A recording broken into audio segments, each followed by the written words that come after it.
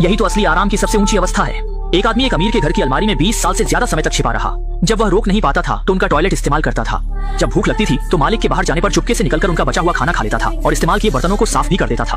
और वह 20 साल तक किसी को नजर नहीं आया। इसका कारण यह था कि उस साल वह सूदखोरों से बचने के लिए हड़बड़ी में ट्रक में रखी पुरानी अलमारी में छुप गया था। लेकिन जब उसने फिर से अलमारी खोली तो पाया कि वह किसी अमीर के बेडरूम में था।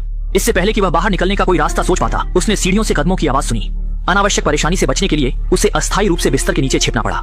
जल्द ही घर के मालिक दंपति बेडरूम में आ गए और दोनों की आगे की बातचीत से निक को एक अच्छी खबर मिली कि बेडरूम में कुल 2 अलमारियां थीं। अब पति पत्नी के पास पुरानी अलमारी है, पीछे वाली अलमारी का अब इस्तेमाल नहीं होगा। यह सुनकर निक के दिमाग में एक साहसिक विचार आया। रात में जब दोनों सो गए, वह चुपके से बिस्तर के नीचे से निकला, सबसे पहले बाथरूम गया और 10 घंटे से ज्यादा रोके हुए को आराम से निकाल दिया। शुरू में उसने रात के अंधेरे में निकल जाने की सोची, लेकिन सोचा कि वह बचपन से अनाथ था, शादी नहीं की थी और ऊपर से उस पर ब्याज का कर्ज था, इसलिए इस घर में छिपकर कुछ समय बिताने का फैसला किया। ये सोचकर वह कमरे में वापस गया, सावधानी से बिस्तर के नीचे घुस गया और बिना किसी परेशानी के रात बिता दी। अगले दिन जब घर के मालिक काम पर चले गए, तब निक बिस्तर के नीचे से निकलने की हिम्मत जुटा पाया। शरीर और मन को आराम देने के बाद उसने अपनी एक के बाद एक शरारती हरकतें शुरू कर दी। बाहर वालों से खुद को छुपाने के लिए उसने खास तौर पर सारे पर्दे खींच दिए, फिर मालिक का शेविंग रेजर लेकर दाढ़ी बनाई और उनके बाथरूम में नहा भी लिया। प्यास लगने पर फ्रिज से उनका दूध निकाला, यहाँ तक कि बच्चों के बिस्कुट भी नहीं छोड़े।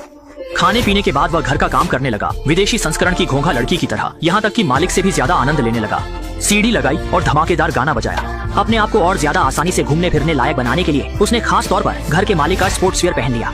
लेकिन आगे जो वह करने वाला था वह सभी की सोच को झकझोर देने वाला था।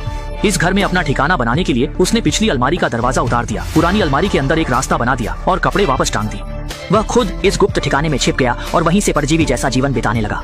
निक को लगा कि उसका प्लान पूरी तरह से सही है, लेकिन उसे पता नहीं था कि उसने इस घर में पहले ही अमिट निशान छोड़ दिए थे। जैसा कि उम्मीद थी, जब महिला घर लौटी तो उसने देखा कि सुबह के गंदे बर्तन अब चमक रहे थे और चाय के बर्तन भी सलीके से सजे हुए थे। शुरू में उसे लगा कि यह उसकी बेटी छोटी मैंने किया होगा, लेकिन जब उसने पूरा घर छान मारा तो पता चला कि बेटी अभी स्कूल से नहीं लौटी थी। ये देखकर वह चकरा गई।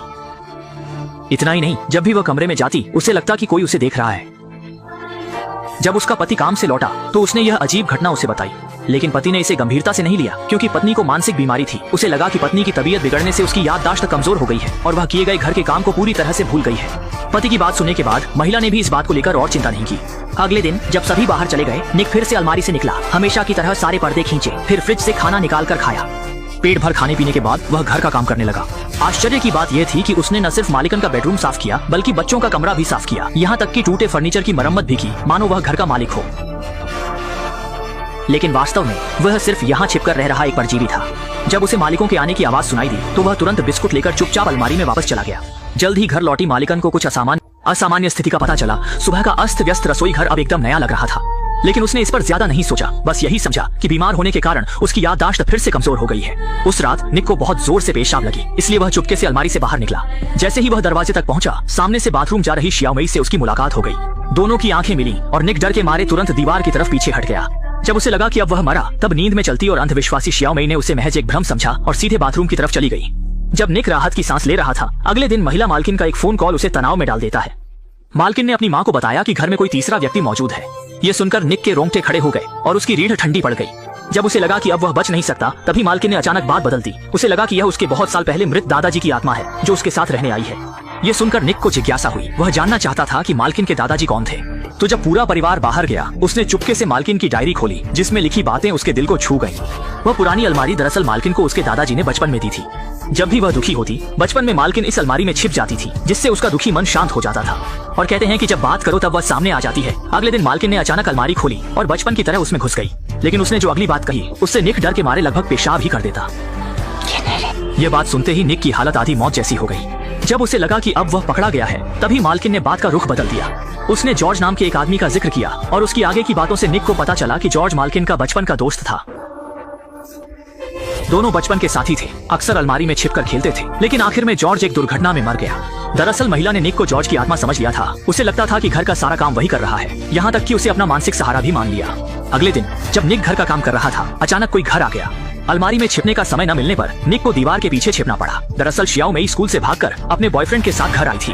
ये देखकर निक कांपने लगा, सांस भी नहीं ले पा रहा था। लेकिन जो आगे हुआ वह और भी चौंकाने वाला था। श्याओमई लड़के को सीधे अपने कमरे में ले गई। जल्द ही वहाँ से सांसों की आवाजें आने लगी। निक अच्छी तरह जानता था कि दोनों क्या कर रहे थे और इस पर वह बहुत गुस्सा था।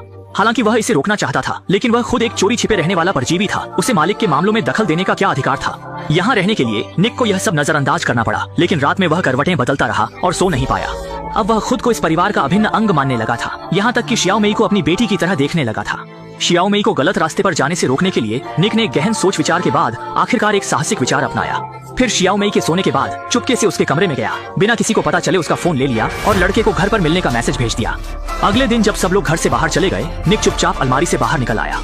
जैसे ही उसने ताजी हवा के लिए दरवाजा खोला, पड़ोस के बुजुर्ग ने उसे नमस्ते किया। निक को मजबूरी में जवाब देना पड़ा और घबराकर वह तुरंत वापस अंदर चला गया। निक ने घर के अंदर कुछ देर इंतजार किया। आखिरकार शियाओ मेई का बॉयफ्रेंड आ गया।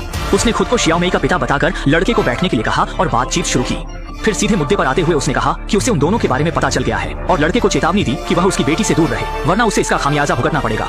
लेकिन लड़का भी ऐसा था जिसे प्यार से कुछ कहो तो मानता नहीं और धमकी से डरता नहीं। उसने निक की चेतावनी को बिल्कुल नजरअंदाज किया और उल्टा निक का मजाक उड़ाया कि वह आखिर है क्या चीज। गुस्से में निक ने सीधे लड़के की गर्दन पकड़ ली और उसे चेतावनी दी कि अगर वह फिर से शियाओ मेई को परेशान करेगा या उससे पैसे मांगेगा तो वह तुरंत उसके पिता को बता देगा। इस स्थिति का सामना करते हुए लड़का झुक गया और वादा किया कि वह फिर कभी शियाओ मेई को परेशान नहीं करेगा।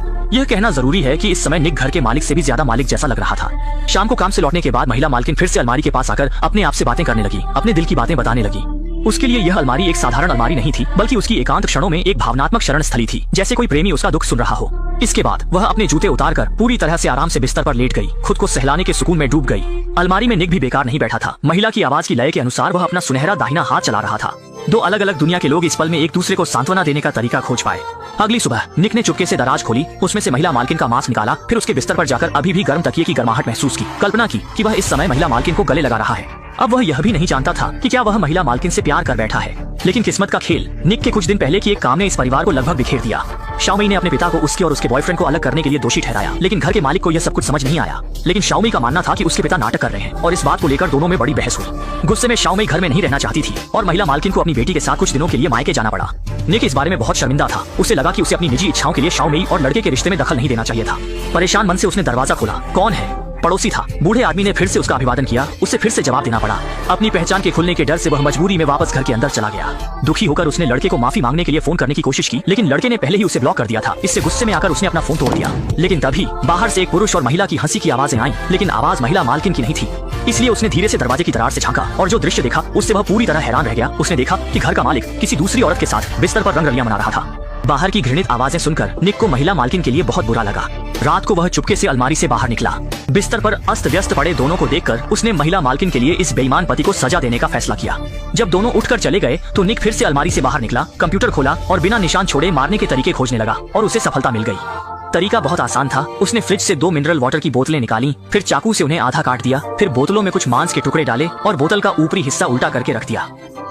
दरअसल उसने तैतैया को फंसाने का जाल बिछाया था। कुछ ही देर में बड़ी संख्या में तैतैया बोतलों में आकर्षित हुए। फिर निक ने धुएं से उन्हें बेहोश कर दिया और सभी को कूड़ेदान में डाल दिया।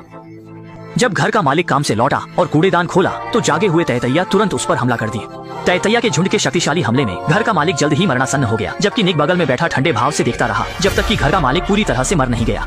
लेकिन तभी बाहर से महिला मालकिन के घर लौटने की आवाज आई और वह जल्दी से अलमारी में वापस चला गया। जब महिला मालकिन ने जमीन पर अपने पति को देखा तब तक बहुत देर हो चुकी थी। महिला मालकिन इस तरह विधवा बन गई। इसके बाद निक और भी बेलगाम हो गया।